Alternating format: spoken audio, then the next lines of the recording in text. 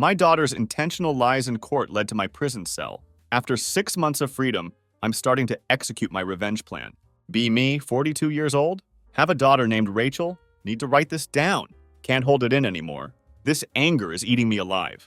Rachel has been nothing but trouble for years.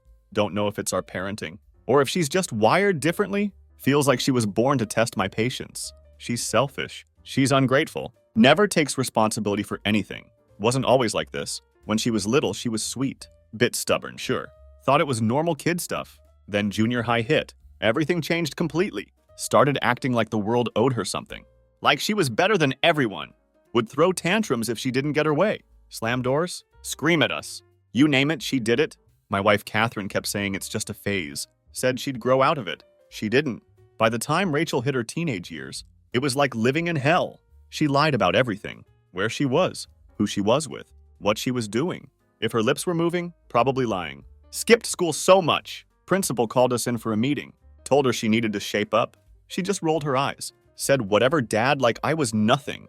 At 16, Rachel just gave up completely. One day she came home with an announcement. School's stupid, she declared. I don't need it. Just dropped out of high school like it was nothing.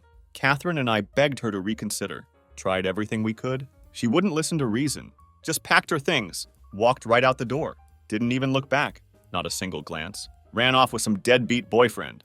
Guy was complete waste of space. No job. No future. No nothing. Don't even remember his name anymore. Probably better that way. 3 whole years of silence followed. No calls. No texts. Nothing at all. Complete radio silence. Catherine was devastated. Cried herself to sleep most nights, always wondering if Rachel was okay. If she'd ever come back home. Me? I felt different. I was angry, but also felt relieved. House was finally quiet. No more drama. No more fighting. Thought maybe this was for the best. Life could finally be peaceful. Then one night everything changed. Pouring rain outside, like some dramatic movie scene. There she was, standing on our doorstep, soaked to the bone. Holding a trash bag full of clothes. I have nowhere else to go, she said. Just like that, after 3 years of nothing, my first instinct was clear. Wanted to slam the door in her face, but Catherine rushed past me, pulled Rachel inside before I could react, hugged her like she'd just returned from war, even though Rachel hadn't bothered to call once. Not once in 3 years. She's our daughter, Catherine kept saying. We can't just leave her out there. I knew better. Knew it was a mistake. Let her stay anyway. Boy, was I right about that mistake? At first, tried to be optimistic. Tried to give her benefit of the doubt. Maybe she'd changed. Maybe she'd learned something. Maybe 3 years taught her something. Nope. Was completely wrong. Within days, back to old habits.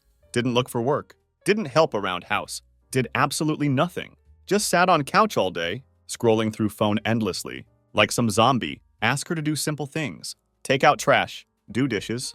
Basic stuff anyone can do. Her response always the same. Roll eyes like a teenager. Ask, why can't you do it? Says she's tired.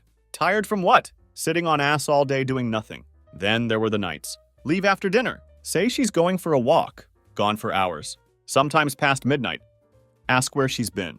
Just shrugs. Nowhere. Like I'm not supposed to care. Like I'm not her father. Come back with this smile.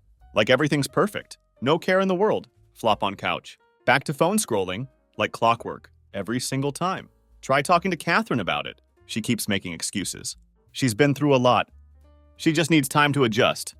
Adjust to what exactly? Being queen of the house? While we bend over backwards? While we accommodate everything? One night couldn't take it anymore. Rachel stayed out until 1 a.m. Finally came home. Had to confront her.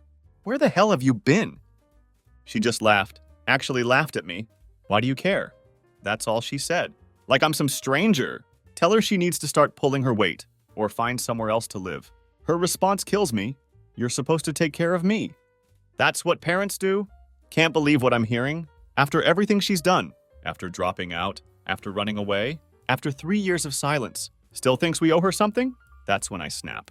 Give her ultimatum. 24 hours to pack up, 24 hours to get out. Catherine tries to argue. Shut it down immediately. She's an adult, I say. She made her choices. Time to deal with consequences. At first, Rachel thinks I'm joking. Just laughs it off. Yeah, okay, Dad. Like it's all some big joke. Then sees I'm serious. Her whole attitude changes. Starts screaming. You're a terrible father! You don't love me! Storm off to her room. Slams doors so hard, Whole house shakes. Catherine gives me silent treatment. Rest of the day. Don't even care anymore. Been through this before. Nothing new. Everything happens before deadline. Before her 24 hours are even up. I'm in living room, sitting on couch, scrolling through news, trying to decompress. Another argument with Catherine about her enabling Rachel. My patience already worn thin. Just waiting for tomorrow, when Rachel would finally be gone. Could have my home back. Life has other plans. Loud knock at door. 3 quick sharp bangs. Not friendly knocking. Heart starts racing. Get up to answer. Stomach in knots. 3 police officers. Standing there, all looking serious. Dead serious. Sir, we have a warrant to search your property. Mind goes blank. What? Why? Anonymous tip, they say. About illegal drugs being stored in this house. Report filed under your name. My name? My house. Ground disappearing beneath me. Want to argue? Want to slam door? No, it won't help. Step aside. Let them in. Dread settling over me, like heavy blanket. Officers spread out. One stays in living room. Others search house. Catherine frozen in hallway. Face white as ghost. Rachel, different story. Sits on couch, completely unfazed. Has nerve to smirk. As officers go upstairs to check bedrooms. No, I don't have proof. But no, this is her doing. Who else could it be? She's been sneaking around, staying out late, hanging with who knows who. Only one with anything to gain. From this chaos, officers search her room first. Stand in hallway watching. They tear through everything. Flip through drawers. Pull sheets off bed. Empty her backpack.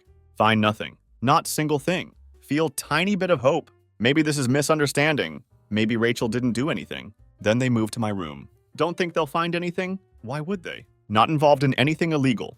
Don't have drugs. Never had drugs. Then officer pulls back mattress. Here, he says. Holds up bag. Recognize it immediately. Heroin. As officer holds first bag, glance at Rachel, hoping to see shock or confusion or anything human. Instead, she smirks. Her lips curl up. Sends chill down my spine. She doesn't flinch. Doesn't deny anything. Just sits there, like it's all a game. Blood boiling in my veins. Realize she's not just indifferent. She's proud. Proud of what she's done. Can't breathe. Walls closing in. That's not mine, I say. Voice shaking. Officers aren't listening. Keep searching. Find several more bags. All under my bed? Scattered across room. Like someone planted them. Sir, you're under arrest. Words hit like sledgehammer. Possession of controlled substance. Pull out handcuffs. Catherine bursts into tears. Rachel just watches. Like it's some movie. Some entertainment show. When they cuff me, look back at her one last time. Hope to see guilt. Hope to see remorse. Something? Anything? Instead, she smiles. Actually smiles. Next few hours blur together. Take me to station. Fingerprint me. Take mugshot. Keep saying over and over. Drugs aren't mine. Someone set me up. No one cares. Evidence in my house. Under my bed. That's enough for them. They deny bail. Say amount of heroin suggests distribution involvement. My lawyer tries to fight it. Doesn't matter. I'm stuck. Stuck in jail. Waiting for investigation to play out. Weeks drag by. They test drugs for fingerprints. Check for DNA. Look for anything. That could link them to me. Find nothing. My fingerprints not on bags. No evidence connecting me. Still doesn't help. House in my name. Drugs my responsibility. Unless can prove otherwise, my lawyer argues. Someone must have planted them, but without solid evidence. It's my word against theirs. No, it was Rachel. Don't know how she did it. Maybe storing drugs in my room. Without me noticing? Or planted them there. Way to get back at me. For kicking her out. Either way, she's only one who could have done it. Spend 5 agonizing months in jail. Not because case is complicated. Not because evidence isn't clear. Simply because court schedule backlogged. Justice has to wait its turn. Even when someone's life being torn apart, the delay feels eternal. Every day in cell is torture. Another day sitting with thoughts. Replaying everything over and over. The betrayal. The humiliation. The helplessness. All circles in head like broken record. Body locked up, but mind never stops pacing. Can't stop thinking about it. How my own daughter did this. Wonder if she's laughing about it. Going about her life like nothing happened. While I'm stuck here, place I don't belong. Catherine visits few times during months. Her presence feels like weight on chest. Not there for support. Not there for reassurance. Not really. Every visit feels like interrogation. She's probing, fishing for answers. Answers I can't give her. Need her to believe in me, to fight for me. Instead, she seems confused. Unsure if she can trust me. Man she's been married to for 20 years. Why would Rachel do something like this? She asks during one visit, voice hesitant. Can't even say words without doubting. Clench fist so tight, knuckles turn white. You know why? I say. Try to keep voice calm. Failing miserably? You've seen what she's like. You've seen her lie. Manipulate. Twist things to get what she wants. This isn't new. Catherine shakes head, face pale and drawn. But planting drugs, getting you arrested? That's not just lying. I don't know. It's evil. Voice cracks, looks down at hands, wringing them like they hold answers. She's been on this path for years. Say it bitterly. You just didn't want to see it. You kept making excuses. She's been through a lot. Every time she crossed line, you let her get away with it. And now this is where we are. Words hit her like slap. Don't care anymore.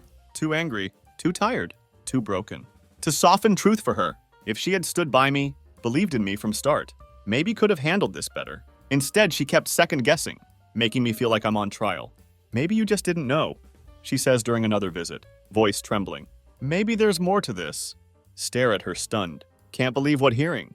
Do you even hear yourself? Snap at her. You're my wife. Known me for 2 decades? Do you really think I'd get involved in drugs? Risk everything? For what? Some heroin under bed? She doesn't answer. Just sits there, looking at floor. Like scolded child, her silence speaks volumes. She doesn't believe me. Not completely. Might want to, but deep down has doubts. That doubt cuts deeper than anything. Worst part hits me like truck, knowing Rachel planned this. More I think about it, clearer it becomes. This wasn't impulse decision. This was calculated. Took time to hide drugs in my room. Knew it would shift blame to me. Reported me anonymously. Made sure police had reason to show up with warrant. Did everything possible to frame me perfectly. And it worked exactly as planned. Yet my own wife can't see it. My parents who visited once can't see it. Even some so-called friends start to distance themselves, whispering behind my back. Evidence might not point to me directly. But stigma of drug arrest makes people doubt. And doubt is a powerful thing. Sticks to you like stain. Can't wash off no matter what, while court delays hearing. Again and again. Nothing to do but sit and sell. Stew in my anger. Think about all times Rachel lied to my face. All times I gave her chances. Chances she never deserved. Think about that smirk when police took me away, like she knew exactly what she did. Think about Catherine's tears. Not because I'm in jail, but because she doesn't know if she can trust me anymore. After 20 years of marriage, by time I finally get day in court, I'm not same person who walked into jail 5 months ago. I'm harder now, angrier. Less willing to forgive. System failed me. Family failed me. All because of selfish actions. Of one person, my own daughter. When evidence finally comes to light, Rachel's texts surface. Witnesses come forward. Who saw her sneaking around. No fingerprints or DNA. Tying me to drugs. World suddenly remembers I exist. Charges against me dropped. But damage already done. 5 months of my life gone. 5 months treated like criminal. Doubted by people who claimed to love me. Left to rot in cell while they questioned whether I was kind of man. Who would hide heroin under bed? My name cleared legally, but socially, emotionally. No, I'll never be same. Not just angry at Rachel anymore. Angry at everyone who doubted. Everyone who left me there while they questioned my character. In that anger, seed of revenge starts growing. Don't just want Rachel to face consequences. Want her to know what it feels like to lose everything. Have world look at her the way it looked at me. Want her to pay. Really pay for what she did. First thing after getting home, sit in living room in silence. Catherine standing there, awkwardly by doorway, like she doesn't know what to say. Maybe thinks I'll be thrilled to be back home, or expects me to forgive everything and just move on, but can't even look at her. Without feeling mix of betrayal and anger, why didn't you believe me? Finally breaks silence. Voice cracks a little, pisses me off even more. Want to sound strong, not broken. Catherine doesn't answer right away, just stands there, wringing her hands. It was hard, okay? The drugs were found in your room. What was I supposed to think? You were supposed to know me. Snap at her. You've known me for 20 years. You've seen what Rachel's like. But second something bad happens, you turn on me, voice rising now. Don't even care. You know I didn't do it. Deep down you knew, but instead of standing by me, you let me rot in jail. While you played mom. To person who actually did this. Tears well up in her eyes. Not about to feel sorry for her. She wasn't one who spent months in cell. Treated like criminal. I'm sorry, she whispers. doesn't mean anything to me. Sorry doesn't give back months I lost. Sorry doesn't erase fact that she doubted me when I needed her most. Over next few days, try to piece life back together. Investigation finally turned up. Undeniable proof. Rachel behind everything, text messages on her phone. Show she'd been dealing drugs for months, maybe longer. Been using our house as stash spot, hiding heroin under my bed. So if anything went wrong, I'd take the fall. The texts are damning. Show her coordinating with dealer, talking about moving product, even laughing about how dad would never notice. Read every single message, hands shaking with rage. How could my own daughter do this to me? What kind of person sets up their own father to save themselves?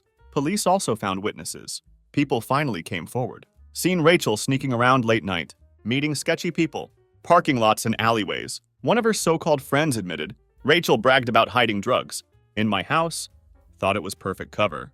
When police finally issue warrant for Rachel's arrest, feel mix of relief and bitterness. Relief they're finally going after real culprit, bitterness that took so long that I had to pay price for her actions. They find Rachel few days after I got home, staying at rundown apartment with bunch of lowlifes. When police search place, find more drugs along with scales, baggies, cash.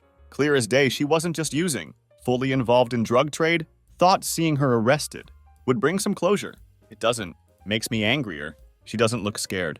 Doesn't look ashamed when they take her away. Just looks annoyed. Like this is just inconvenience she has to deal with. Catherine devastated when hears about the arrest.